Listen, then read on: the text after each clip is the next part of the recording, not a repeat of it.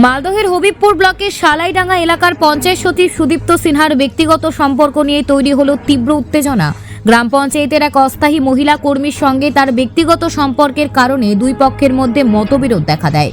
এই সমস্যা মেটাতে তৃণমূল কংগ্রেস সদস্য রাজীব মণ্ডলের বাড়িতে গতকাল রাতে একটি মীমাংসার বৈঠক হয়। বৈঠকের সময় দুপক্ষের মধ্যে কথার বিনিময়ে উত্তেজনা বাড়ে। পরিস্থিতি নিয়ন্ত্রণে রাখতে পঞ্চায়েত সদস্য চেষ্টা করেন, তবে সেই সময় কিছু অপ্রীতিকর ঘটনা ঘটে যা সবার নজরে আসে। রাজীব মণ্ডল দাবি করেছেন এই বৈঠকে শান্তিপূর্ণভাবে মীমাংসার জন্য ডাকা হয়েছিল, তবে স্থানীয় পঞ্চায়েত সমিতির সদস্য পীযূষ মণ্ডল এই ঘটনার জন্য রাজীব মণ্ডলকে দায়ী করেছেন। তার বক্তব্য, এই সমস্যার পেছনে অন্য কোনো উদ্দেশ্য থাকতে পারে। এই ঘটনা এলাকায় আলোচনা তুঙ্গে। পঞ্চায়েত সচিব সুদীপ্ত সিনহা এই বিষয়ে কোনো মন্তব্য করতে চাননি। বিষয়টি নিয়ে সবাই সতর্ক সৃষ্টি রাখছেন। Bureau report, news prime Times.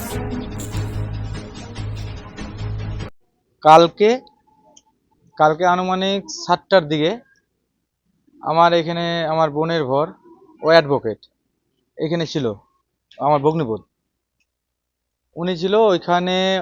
ওই স্বপন মৃধা নামে এক ছেলে, ওর সাথে ওই যে আধিকারিক ওনার কোনো একটা গন্ডগোল আছে, ওদের পার্সোনাল ম্যাটার। তো এইখানে বসার জন্য একটা বলেছে, উনি এসছে। এবার উনাকে আমাদের এইখানে এসে বেধড়ক মারধর করে। এই মারধর করে ও নিজের মতো চলে যাচ্ছিল, ওর সাথে ঝামেলা পার্সোনাল, ওর সাথে ম্যাটার কমপ্লিট এখানেই শেষ হয়ে যেত। কিন্তু আমার বোনের বরকে যে ভগ্নিপতিকে, ওদের মধ্যে আবার আমাদের এখানকার কিছু নেতা আছে, পীযূষ মণ্ডলের নেতৃত্বে। উনি টিএমসি দলের বিরোধী দলনেতা, আমাদের অঞ্চলের আবার চেয়ারম্যান পদে আছে। উনার নেতৃত্বে আবার ওনাকে পর থেকে আবার ডাকা হয়, দুষ্কৃতীর দলকেও ডাকলো, ডেকে নিয়ে ও চরমভাবে হামলা করলো। কি বলবো, একবারে মর্মান্তিক ঘটনা। আমার দরজা আমাকে ভেঙে দিয়ে একদম ঘরে ঢোকার চেষ্টা। আর আমার ভগ্নিপতিকে বলেছে যে তোর শালাকে বলবি, আমাকে, আমি যেহেতু এর আগে ডিএম স্যার অর্থের মিটিং ছিল, সেইখানে আমাকে প্রাণে মারার হুমকি দিয়েছিল। সব পীযূষ মণ্ডল নেতৃত্বে হচ্ছে এগুলো, বিরোধী দলনেতা।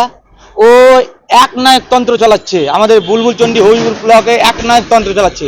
বলছে আমার কথাই শেষ কথা হবে, আমি টিএমসি দলের বিরোধী দলনেতা।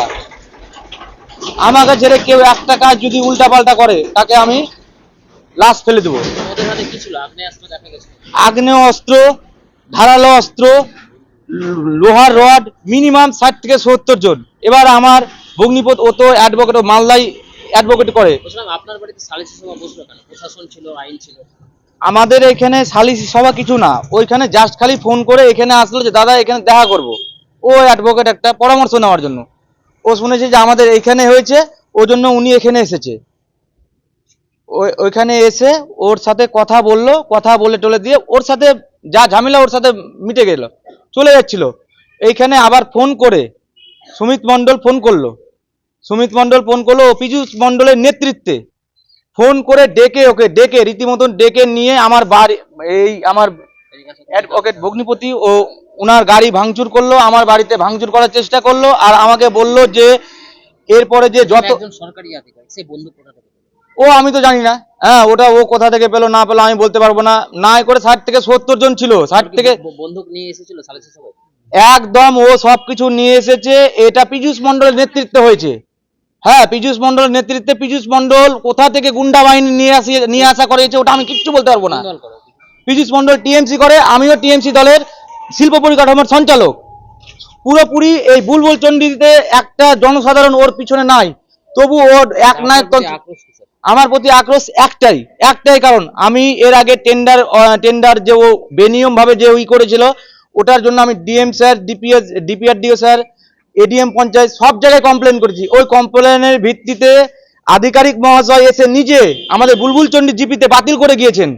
তারপরে আবার আমি ডিএম স্যার আবার একটা নতুন টেন্ডার ডেকেছিল প্রধান, ওই প্রধান নিয়ম নীতি দ্বিতীয়বার লিখিত দ্বিতীয়বার লিখিত নিয়ম নীতি মেনে সবকিছু প্রধান ভালোভাবে কাজ হয়েছে। গতকালকের ঘটনা। গতকালকের ঘটনা এটা আমি আবার 6 তারিখে আবার টেন্ডারটা কি করলো, একদিন আগে টেন্ডার অবৈধভাবে করেছিল, টেন্ডার নিয়ম নীতি মেনে করেছিল, তার জন্য কি করলো, ওই নিজেদের ঠিকাদার কাজ পায়নি, তার জন্য উনি কি করলো, প্রধান অনলাইনে টেন্ডার যে কেউ পার্টিসিপেট করতে পারে, এখানে সবাই পার্টিসিপেট করেছে, নিজেদের প্রধান প্রধান গতকালকের ঘটনার পর লিখিত করলেন আজকে? প্রধান হ্যাঁ আমি লিখিত করেছি, প্রধান কার নামে যেহেতু লিখিত করেছেন? আমি আমি করিনি, আমার যে ভগ্নিপতি ছিল যে কার নামে করেছেন? ওর নামে, যার নামে করেছে ওই সুমিত মণ্ডলের নামে, সুমিত মণ্ডল ওনাকে ডেকে নিয়ে যে করেছে, পীযূষ মণ্ডলের নেতৃত্বে সব হচ্ছে এগুলো। আর যার বিরুদ্ধে অভিযোগ সুদীপ্ত, সে কি করে? উনি অঞ্চলের সেক্রেটারি, উনার সাথে আমার কোন রকম মানে ঝামেলা নাই। আপনার নাম? আমার নাম রাজীব মণ্ডল, উনার সাথে আমার কোনো রকম ঝামেলা নাই। হ্যাঁ, একটাই মানে যে ওর সাথে ওর ঝামেলা মিটে গেছিলো, এটা পীযূষ মণ্ডল ডেকে আমার বাড়িতে, যেহেতু আমি এরকম করেছি তার জন্য এরকম করেছে। আমি মুখ্যমন্ত্রী মমতা বন্দ্যোপাধ্যায় ওই জায়গাটাতেও কমপ্লেন করেছি, ডিএম স্যারকেও কমপ্লেন করেছি, সব যে প্রত্যেকটা জায়গায় কমপ্লেন নেই, আমি কোনো রকম কিছু আমাদের পশ্চিমবঙ্গ জুড়ে তৃণমূল এমন একটা অবস্থা সৃষ্টি করেছে যে কোর্ট কাছারি পুলিশ থানা সমস্ত কিছু মূল্যহীন হয়ে গেছে। আমরা দেখলাম বুলবুলচন্ডীতে তৃণমূলের অঞ্চল তার নেতৃত্বরা বসে সেখানে সালিসি সভা করছেন, সেখানে পেন গঠিত সালিসি সভা, আর সেই সালিসি সভায় পঞ্চায়েতের সচিব অস্ত্র হাতে মানুষকে থ্রেট করছে। এরকম একটা অবস্থা দাঁড়িয়েছে। আজকে নিজেদের হাতে আইন তৃণমূল সব জায়গায় তুলে নিয়েছে এবং চারিদিকে এই অবস্থা চলছে। অঞ্চল কিভাবে চলবে সেই নিয়ে বিজেপিকে এত ভাবিত হওয়ারও কিছু নেই, আর জেলায় কোনো জায়গাতে তাদের স্থান নেই, কাজে বিভিন্ন জায়গায় চুলকে না বেরিয়ে তারা নিজেদের সংগঠন করুক। যেখানে সদস্য সংগ্রহ করতে পারে না, সারা ভারতবর্ষের রাজনৈতিক মানচিত্রে সদস্য সংগ্রহ করতে বলা হচ্ছে, আমাদের মালদা জেলায় সদস্য সংগ্রহ করতে পারছে না। কাজে কোন অঞ্চলে কি হচ্ছে সেটা নিয়ে ওদের অত চিন্তা করার কোনো কারণ নেই। আর একটা ছোট সমস্যা তারা নিজেরাই নিজেদের মতো করে মিটিয়ে নেবে। আইন আছে, পুলিশ প্রশাসন আছে, মালদা জেলায় পুলিশ প্রশাসন অত্যন্ত অ্যাক্টিভ, আইনের পথে চলবে। যদি কোনো বিবাদ হয় সেই বিবাদে অ্যাকর্ডিং টু ল যারা দোষী তারা দোষী সাব্যস্ত হবে। রাত্রে এসে দেখছি যে এখানে প্রচুর লোক, মানে এই দৌড়াদৌড়ি, এটাই দেখেছি লাস্ট পর্যন্ত, আমি এটাই দেখেছি, আর কিছু দেখিনি। কতগুলো লোক ছিল? তাই 60-70 জন। মানে কেন গন্ডগোল কিছু শুনেছেন? না সেটাও শুনিনি, মানে হঠাৎ করে শুনছি যে এখানে এই বাড়িতে ঢুকে ডেল মারামারি করেছে, এইটুকুই শুনেছি আমি। কার বাড়ি এটা? এটা রাজীবের বাড়ি। ও কোনো দল করে? হ্যাঁ, টিএমসি করে। কোন পদে রয়েছে? পদের কথাটা আমি বলতে পারবো না, ও থেকে মেম্বার। কার হাতে বন্দুক ছিল সেগুলো দেখেছেন? না এগুলো আমরা দেখিনি, কিন্তু শুনলাম অনেক মেয়ে ছেলে পেলে বলছে যে পিস্তল বোমা এগুলো ছিল হাতে সব। আপনাদের গ্রাম তো শান্তিপ্রিয়, এরকম হ্যাঁ, একদম শান্ত বিয়ে হচ্ছে। এর আগে এরকম কখনো হয়েছিল? না, এরকম ঘটনা ঘটেনি। আপনার নাম? মলিন সিংহ। কালকে ওই ধরনের কোনো ঘটনা ঘটেনি। কালকে যে ঘটনা হয়েছে, মালদার এক ব্যক্তির সঙ্গে কেন্দুয়ার একটি ছেলের গণ্ডগোল, মেয়ে ঘটিত গণ্ডগোল। সে মেয়ে ঘটিত গণ্ডগোল নিয়ে রাজীব মণ্ডল গ্রাম পঞ্চায়েতের সদস্য ওর বাড়িতে সালিসি সভা ডেকেছিল 7টার সময়। সেই সালিসি সভাতে তাদের মধ্যেই বাকবিতর্ক হয়ে গণ্ডগোলটা হয়েছে। এর মধ্যে পলিটিক্যাল কোনো ব্যাপার নেই, বা আমরা কোনোভাবেই কেউ জড়িতই না, আমাদের পার্টির তৃণমূলেরও কোনো ব্যাপার নেই। এই নিয়ে এই ঘটনাকে কেন্দ্র করে আমরা ব্লক নেতৃত্বকে এবং জেলার নেতৃত্বকে জানিয়েছি। জেলার নেতৃত্ব এবং ব্লক নেতৃত্ব এই নিয়ে বুঝবে বা আলোচনা করবে এটা নিয়ে। এর সঙ্গে পার্টির কোনো সম্পর্কই নেই। আপনার নাম কেন বলা হচ্ছে? কারণ হচ্ছে কিছুদিন আগে একটা ঘটনা ঘটেছিল বুলবুলচন্ডী গ্রাম পঞ্চায়েতে।